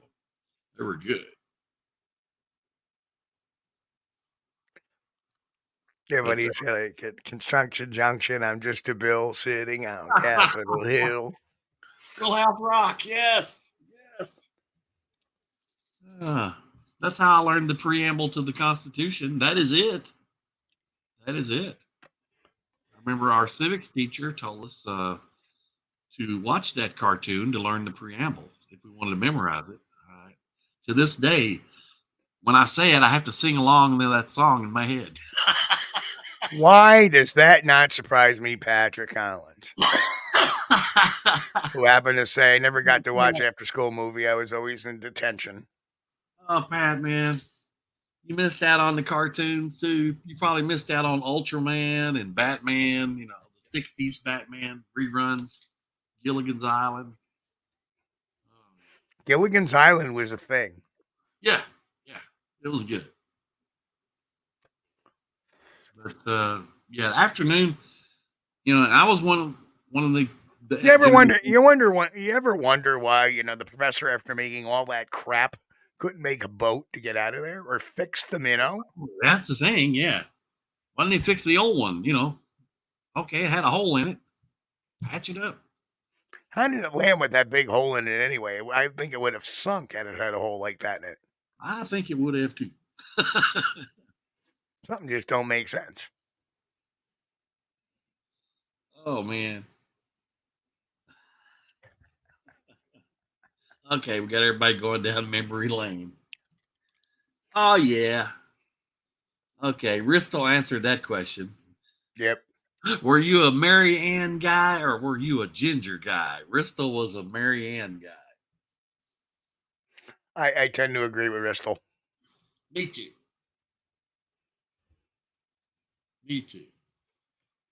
And, surprisingly, Dawn Wells just died a few years ago. I think she got, when the stuff, the stuff. When the stuff hit, I think she was a victim of the stuff. But, I hated that too. Because I remember watching her, oh gosh, what was the name of it?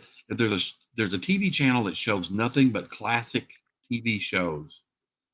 And she would host on that channel quite a bit for episodes of Gilligan's Island.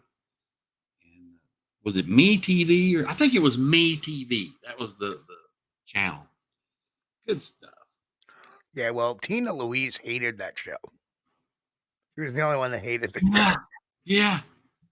I read up on it afterwards, and while I'm reading all this stuff, I'm like, wow.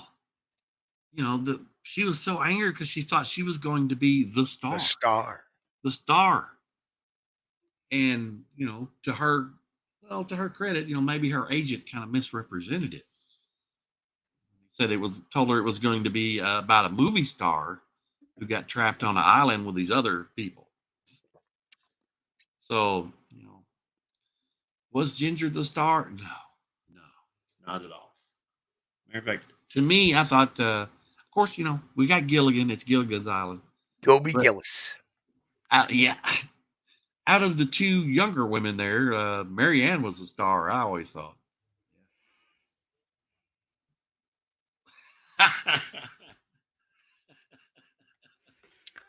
Oh, no. Oh,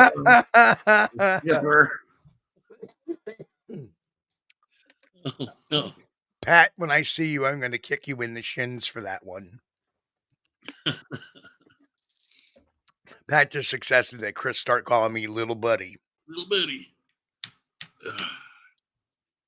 Well, there is some similarity between me and Alan Hale Jr. We both had kind of chunky cheeks and probably carrying a little bit extra weight around the midsection.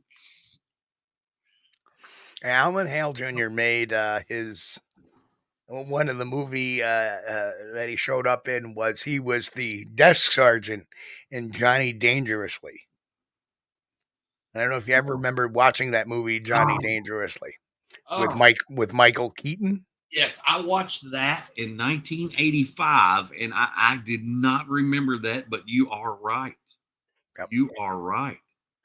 And calling a car, let's get this now, a car with little bunnies and duckies. First drinks on me. Oh boy. But yeah, the whole society in general at large has changed since I was a kid. You know, I can think about when I'd talk to my mom and dad about this stuff before, and they would reminisce about how things were when they were growing up. You know, my dad was telling me, "Oh yeah, you could get a Coke for a nickel," stuff like that. I'm like, "Wow, wow, a nickel!" You know. You know what? You could get anything. You know, I used to bust my father's chops. You can get it. Yeah, Pop, you can get anything for a nickel back in your day. Oh yeah, I got a stove. It was a nickel. Yeah. I got a. Oh, I got a. my goodness! Look what Jay, Jay thank did. you, brother. Jay, thank you so much. Wow, what a nice guy, Jay Fritz. Thank you so We much. appreciate that, brother. Certainly do. Yeah, everything was a nickel. Yeah, I used to walk through school barefoot. Yeah, I'm sure you did. Yeah. Uphill both ways. How did that work out? They walked uphill both ways. And Pat Collins, as my dad often referred to me as Jesus Christ. Jesus Christ, get in the house. And I suppose your brother was, damn it, will you get in here? Oh yeah, I remember that. We're not going to talk about that, Ristel, but I remember that too. Yes, we don't want to break any YouTube rules by promoting. Yeah, we don't want to do that. But but that was the thing, you know. Mom worked, Dad worked, and you know you would get ready for school, and you know normally Mom would say, "You make sure you catch the bus now," and she's off to work. Okay, watch cartoons for a while, hop on the bus, then get off the bus in the afternoon, and you know the door was unlocked at that time. Well, you didn't have to lock your doors. I would just go in the house and watch TV for a while, just so you came home. See, my father worked nights, so I didn't see him much at all during the weekdays. Yeah. And I'd see my mom a little bit, but I was out the door. You know, I'd come in from school, you know, throw whatever I needed to do, Right. whatever, and then I'd be out. And I would be back in for dinner, in which I'd see my father, and then I'd be back out again, and then I'd come back in, and an hour or two later, he would leave for work, and I would go to bed. Or actually, I didn't go to bed. I was supposed to go to bed, but I ended up watching late night TV with my mom. My father never knew that. Well, I had a bedtime of 11 o'clock, but I often stayed up till 1 o'clock in the morning watching The Tonight Show with my mom. Right. And I had a little Yamaha 80 motorcycle, which were really popular back then. A lot of people had the Yamaha 80, it's a little GT 80. And I would ride that thing from daylight until dark. And I remember it was never a problem because Dad would, you know, give me, you know, whatever. Here's 35 cents for gas. Whatever. Okay. Go fill it up. It is 35 cents. You know, you got a tank full of gas, buddy. And you go ride that thing all day, man. I remember when gas was 75 cents a gallon. It was a fill my car up, off I'd go. Yeah. That's right.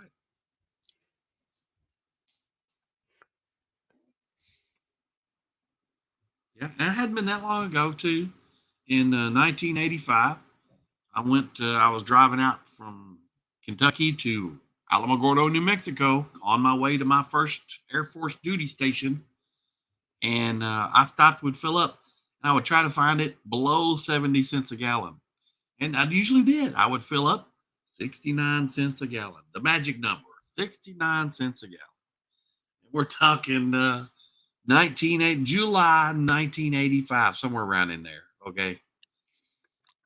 But, you know, when you get out there in the desert areas, though, I figured out, well, when it gets down to half a tank, I don't care if the gas is $1.75, I'm filling up because I'm not walking out in this desert.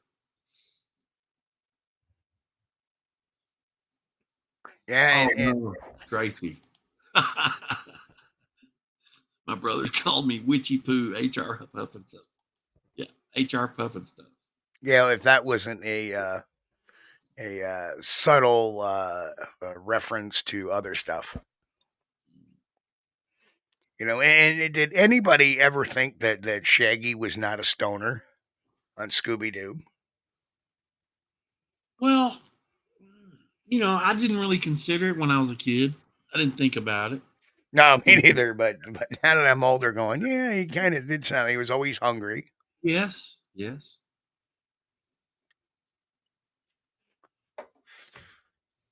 Yeah, yeah. Curious Cryptid said, "Funny, gas is probably about the same price now. Just the dollar is worth 5 times less." Yeah, very true. Very Oh, true. Steve. Very true. Oh man. Everybody was saying, yeah, Shaggy was a total stoner. Yeah, I never considered it. Maybe that's just the innocence of youth. At that time. Yeah. But after you've grown several decades older, you can look back and kind of think where they were going with that. Yeah. The Flintstones was just a cartoon version of the Honeymooners. Yes, I got that. The Honeymooners was another series that I routinely watched the reruns of. It was good. And Fred Flintstone, and it's kind of funny because I have Sirius Radio, and every once in a while I will listen to some of the old-time radio shows. And there's one show that has this very familiar voice on it. And the guy's voice, the radio actor was named Alan Hale.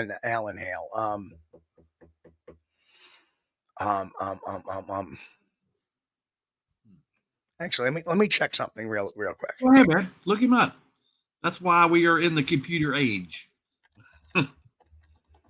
Something that the brain can't latch on to right now. Just look it up online. And that's another thing that's so yeah, good. yeah, okay, yeah. That's right.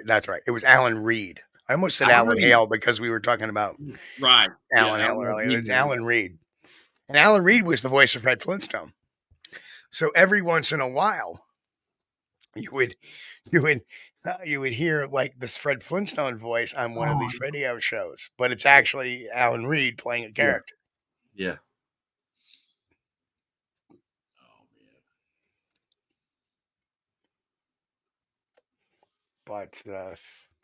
But yeah, times have changed, man. The TV, used to you had to watch what was on. It's not like you had a big choice. I was telling you. And Mike Stetton just made a statement which I will agree with him 1,000%. The Honeymooners was the greatest sitcom of all time. It was great. It was great, man. Jackie Gleason, you can't beat Jackie Gleason. I love the ones where he. The funniest one I ever thought was the episode with the Mambo, where he had this neighbor move in, Carlos Sanchez move in. He was a dancer and he used to teach.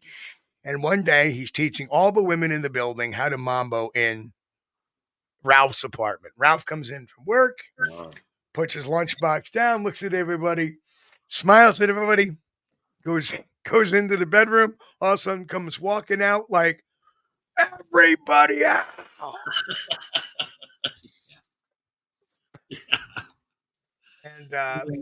And the one of the funniest lines in that was when he met, he goes, "Oh, Mr. Sanchez." He goes, "Oh, Mr. Kremden, you don't have to call me Mr. Sanchez. Call me Carlos." Okay, great to meet you. Right. And after Ralph has this blowout with Sanchez, he says, "Norton, out." He goes, "Oh, Ralph, you don't have to call me Norton. You can call me Eduardo." The funniest friggin' line. What a great series that was. And they don't make TV like that, dude. I mean, that stuff is gone. The classics are great. I love them, and I still watch them a lot of times on.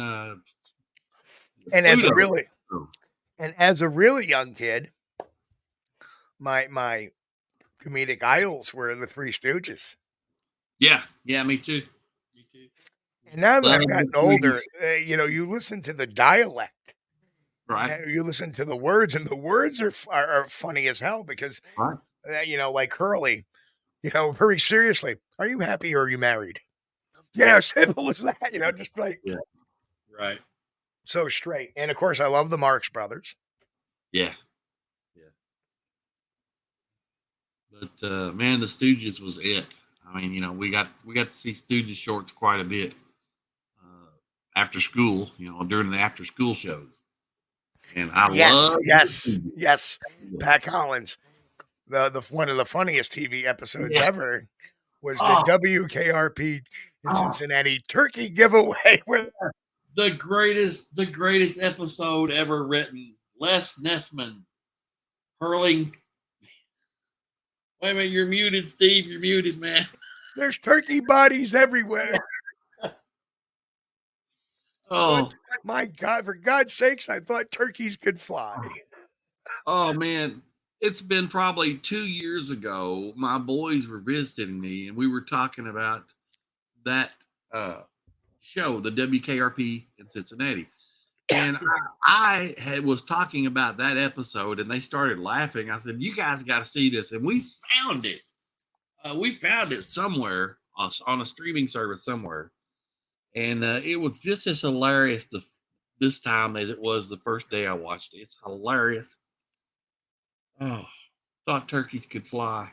Well, maybe, the wild turkeys probably could, but not these big, fat, farm-grown. Oh, my gosh. Yeah. Oh, the humanity. Oh, the humanity. Oh, the humanity. Yeah. Oh, you guys are killing me tonight.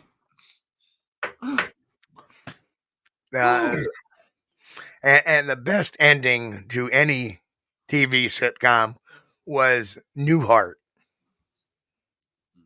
And I don't know if you remember the Bob Newhart show. I watched sometimes, yeah. So, of course, he had that first run with Newhart back in the early 70s where it was him and Suzanne Plachette, and he was the psychologist. And right. So then in the 80s, they gave him the Bob Newhart show, where he was with Fran, I forget her last name, and he ran it in Vermont, and he was an innkeeper, and that's where you got to meet Tom Poston as his handyman, and Larry, Daryl, and Daryl. Yeah. Well, the week leading up to the last episode and they were on for like 9 years, and the Japanese were buying the inn. They were buying up all the land in the town for golf courses and resorts and stuff like that. Right. And at the very end, Bob gets hit with a golf ball, hits him in the head, and he starts to pass out. And then it fades to black. Right. And then when he wakes up next to Suzanne Plachette and the old set of Newhart. Oh, yeah. Oh, yeah. Yeah. And it was the funniest, smartest ending I've ever seen. Like the whole thing was just a dream, and they went back to his old show. Right. And I thought that to get Suzanne Plachette to come back and play his wife just for that scene. Genius. And the whole thing is, none of the crew and cast knew it. They brought Suzanne Plachette in a blanket. Right. The crew only knew that day when they had to put the set up. Right. Right. And the set was completely in dark with the live studio audience, so they didn't know what was in front of them. They kept it really dark. Yeah. And then when they raised the lights for the scene, the crowd started going nuts because they recognized the old set. Oh, yeah, they wanted to get that reaction, too, from the live studio audience. Yeah, genius. And then you see the person roll over, and it's Suzanne Plachette. Right. Not Fran. Oh, man. And there's Bob going, I had the weirdest dream. Oh, man. If we could get some of that in today's TVs, TV show series. Oh, just some of that.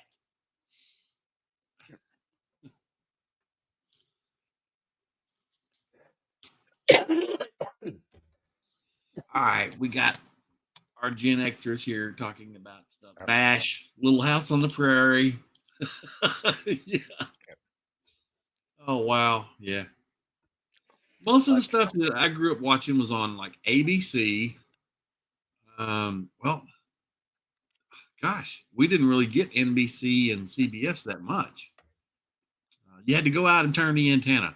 And ABC was our local affiliate, and that was Channel 13, and they were in Bowling Green. So I could point the antenna at Bowling Green, and it came in really good, really good. It was crystal clear.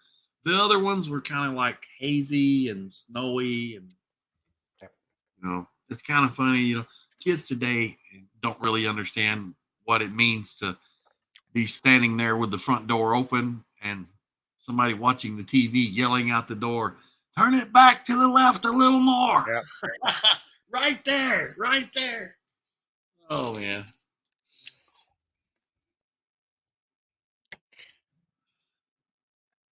Oh.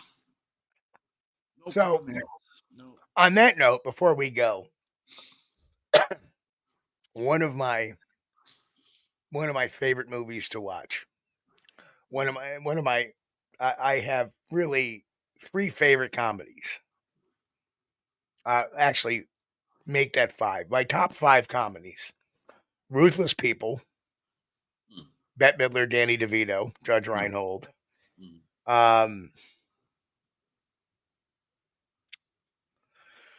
Euro Trip. Okay. Yeah. A bunch of names that a lot of people don't know. Office Space, cult classic. I believe you see it on my stapler, right? Yes. My other one that I love, Something About Mary. That was phenomenally hysterical. If you've ever seen it, Chris, you got to watch it. Pretty good. Yeah, I've watched that. Yeah, pretty good. But my ultimate favorite is always fun to watch is Grandma's Boy. Grandma's Boy. Alan, it's a Adam Sandler production, but he's not in it. Okay. Alan Covert stars in it. If you haven't seen Grandma's Boy, I have not. Bit of a stoner movie, but it's the funniest movie you'll ever see. I'll have to watch it. It's kind of a gamer. They're game testers, and so right. But Grandma's Boy was my favorite movie of all time, especially with some of the background stuff that goes on involved in it between the dealer and the animals he's training or the animals he has. Right. There's noise in the background that's just friggin' hysterical. I will have to watch that because I have not seen it.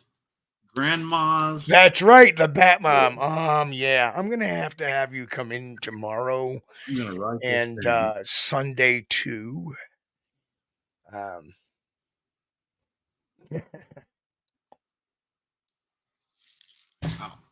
Got it on my list of things to do. Watch Grandma's Boy. Yep. Yeah. Anyway, Chris, it's that time. Let's get out of here. Yeah.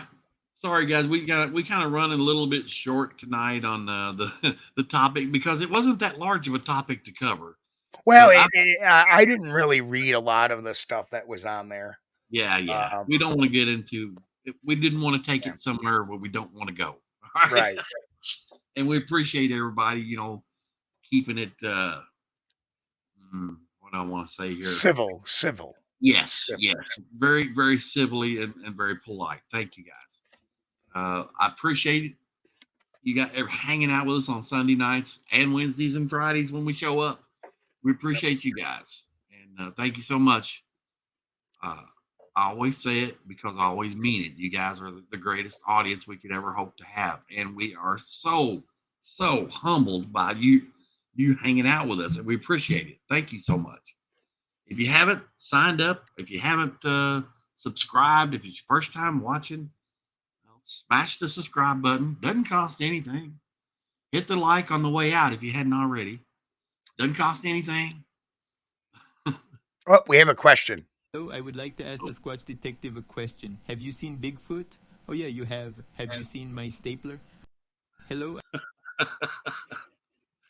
Oh, such a great voice from Office Space, man. Oh, gotta give me one of those staplers. What was it, a swing line? Red swing line. Red swing line.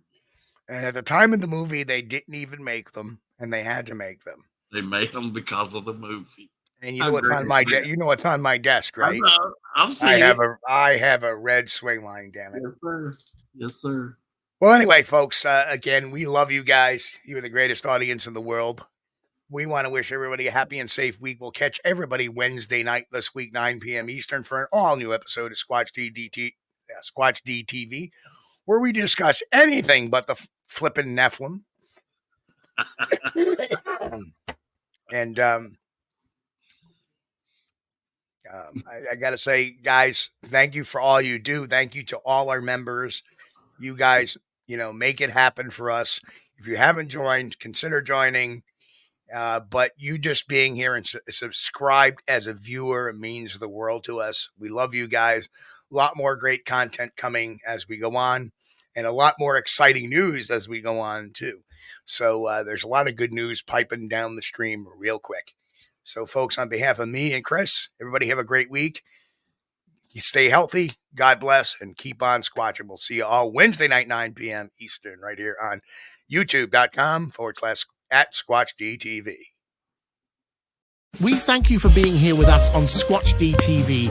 If you haven't taken the time yet, please hit that like button and subscribe to the channel. And oh yes, hit that notification bell too. We don't want you to miss anything. If you really like our content, you should consider becoming a member, and it's really inexpensive and a great way to support not only the show, but honest Bigfoot research. Everyone have a great week. Be safe and God bless. We will see you all here next time on Squatch-D TV. Keep on squatching.